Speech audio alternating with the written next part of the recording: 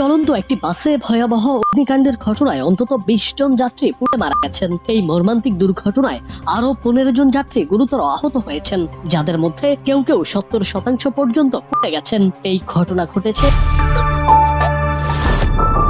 আসসালামু আলাইকুম প্রিয় দর্শক, জানিয়ে দেব এখনকার গুরুত্বপূর্ণ টপ নিউজটি। পুরো নিউজটি উপস্থাপন করব আমি নিপা আক্তার শিমু। এবার বিস্তারিত খবর। ভারতের রাজস্থানে ঘটেছে এক হৃদয় বিদারক দুর্ঘটনা। চলন্ত একটি যাত্রীবাহী বাসে ভয়াবহ আগুন লেগে অন্তত ২০ জন যাত্রী পুড়ে প্রাণ হারিয়েছেন। এই মর্মান্তিক ঘটনায় আরও অন্তত ১৫ জন গুরুতর আহত হয়েছেন, যাদের মধ্যে নারী ও শিশুও রয়েছে।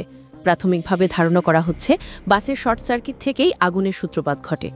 মঙ্গলবার বিকেল প্রায় ৩টার দিকে জয়সালমের থেকে ৫৭ জন যাত্রী নিয়ে বাসটি যোধপুরের উদ্দেশ্যে রওনা হয়েছিল।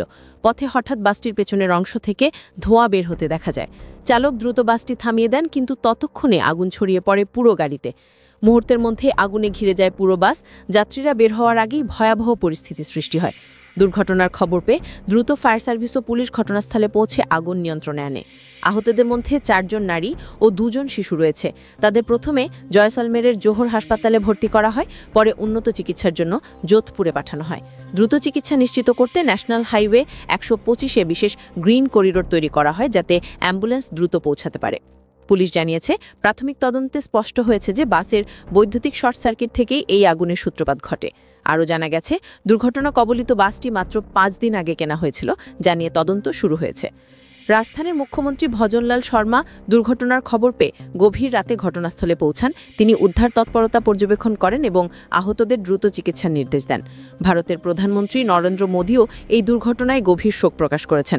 প্রধানমন্ত্রীর দপ্তর থেকে জানানো হয়েছে, নিহতদের পরিবারের জন্য জাতীয় ত্রাণ তহবিল থেকে ২ লাখ রুপি করে এবং আহতদের জন্য ৫০,০০০ রুপি করে আর্থিক সহায়তা প্রদান করা হবে।